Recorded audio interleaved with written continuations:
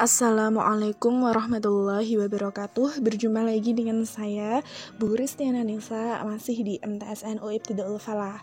Kali ini kita berjumpa dengan mata pelajaran fikih kelas 7, bab 5 yang berjudul Zikir dan Doa.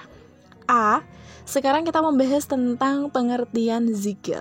Zikir secara bahasa mengingat, menyebut, menuturkan. Sedangkan zikir secara istilah mengingat Allah dengan maksud mendekatkan diri kepadanya dengan menyebut sifat-sifat keagungan atau kemuliaannya.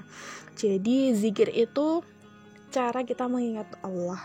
Dengan cara apa? Dengan cara kita mengucapkan asma-asma Allah, menyebutkan sifat-sifat keagungan atau kemuliaannya.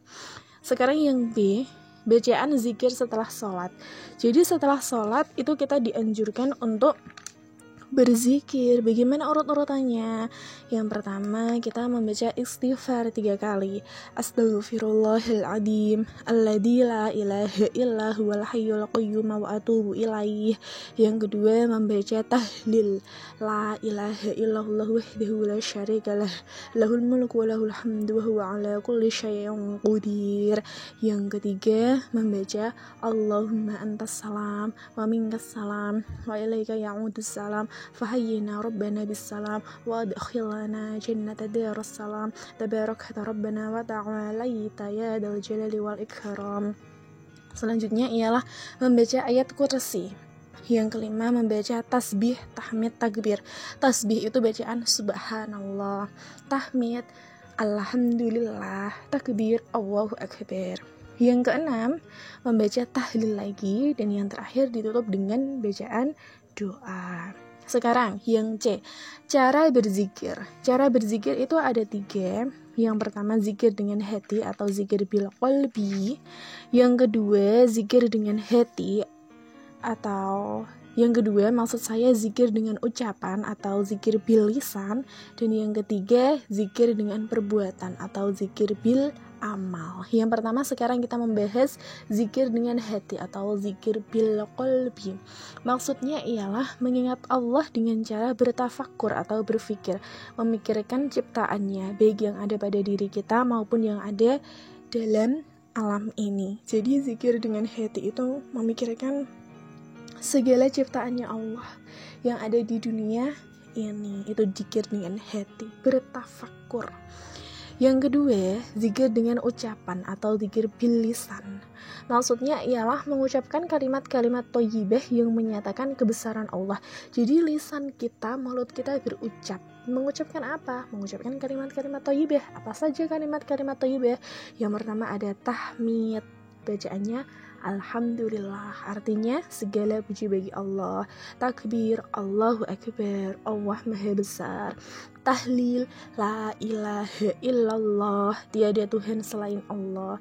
Istighfar, astaghfirullahaladzim, aku mohon ampun kepada Allah yang maha agung.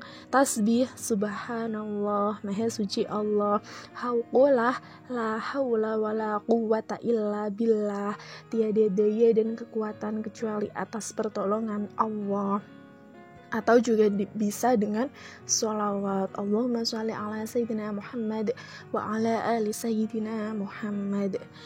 Zikir yang kedua atau yang ketiga maksud saya ialah zikir dengan perbuatan. Dengan cara apa? Dengan cara mengingat Allah, dengan melaksanakan perintahnya dan menjauhi larangannya. D. Sekarang manfaat zikir. Yang pertama, mendapatkan keberuntungan berupa surga, meninggikan derajat seseorang, menolak syaitan, menjadikan hati tenang dan lapang, dan yang terakhir menggugurkan dosa. Setelah kita membahas zikir, sekarang kita membahas tentang doa. Doa secara bahasa artinya memanggil, sedangkan secara istilah ialah permohonan akan sesuatu yang disampaikan manusia kepada Allah sebagai sang kholik atau sang maha pencipta. Etika berdoa bagaimana? Diawali dan diakhiri dengan memuji kepada Allah. Jadi bukan langsung to the point. Jadi kita tidak langsung menunjukkan apa niat dan maksud kita, tapi kita memuji dulu dengan Allah. memuji dulu kepada Allah. Alhamdulillahirabbil alamin hamdan yuwafi ni'amahu wa yukafi mazidah. Jadi zikir itu berdoa itu diawali dengan memuji Allah. Ya Allah yang maha pengasih, maha penyayang, ya Allah yang maha agung dan maha bijaksana. Itu namanya dengan memuji Allah. Yang kedua, mengangkat kedua tangan. Jangan lupa kalau kita berdoa, kita mengangkat kedua tangan, dan ketika selesai, jangan lupa kita menyaupkan ke raut wajah pada akhir doa. Menggunakan suara yang lemah lembut, ya. Kalau kita berdoa dengan Allah, gunakan suara yang lemah lembut, dan lebih baik menghadap kiblat serta membaca amin setelah doa itu. Di mana tempat yang baik untuk berdoa? Yang pertama, dikala melihat Ka'bah. Ya, itu sangat mustajab sekali untuk tempat kita berdoa, di sisi multazam, di sisi sumur Zamzam, di belakang makam Ibrahim, di Bukit Sofa dan Marwah, di Arafah, Musdalifah, Mina. Itu adalah tempat-tempat yang mustajab untuk berdoa, ya. Kalau waktu, bagaimana waktu yang mustajab untuk berdoa? Ada banyak sekali waktu-waktu yang mustajab untuk berdoa. Sebaiknya kita gunakan waktu ini, karena kalau tempat itu kan kita jauh, ya, datang ke sana itu jauh. Tapi kalau waktu bisa kita gunakan setiap saat, di sini dan kapanpun sesuai dengan waktu yang telah ditentukan. Kapan waktu yang baik untuk berdoa? Yang pertama pada hari Jumat. Yang kedua di sepertiga malam yang terakhir.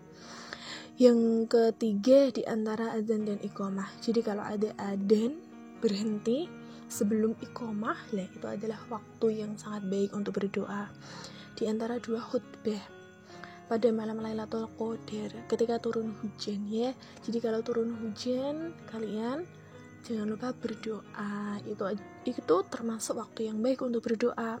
Ketika sujud, biasanya banyak sekali orang yang di akhir sujudnya memanjangkan sujudnya, melamakan sujudnya. Itu untuk apa? Mereka sedang berdoa, mereka meminta permohonan kepada Allah di dalam sujudnya. Maka dari itu mereka memanjangkan sujudnya. Biasanya sujud yang dipanjangkan itu sujud terakhir dalam sholat, ya. Itu juga termasuk waktu yang baik untuk berdoa. Yang terakhir sebelum dan sesudah sholat.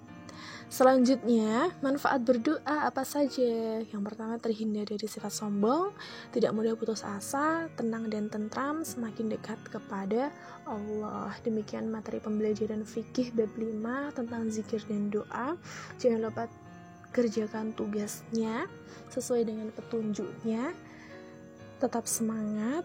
Semoga kalian senantiasa mendapatkan ilmu yang berkah dan bermanfaat. Sampai ketemu lagi di pertemuan selanjutnya. Wassalamualaikum warahmatullahi wabarakatuh.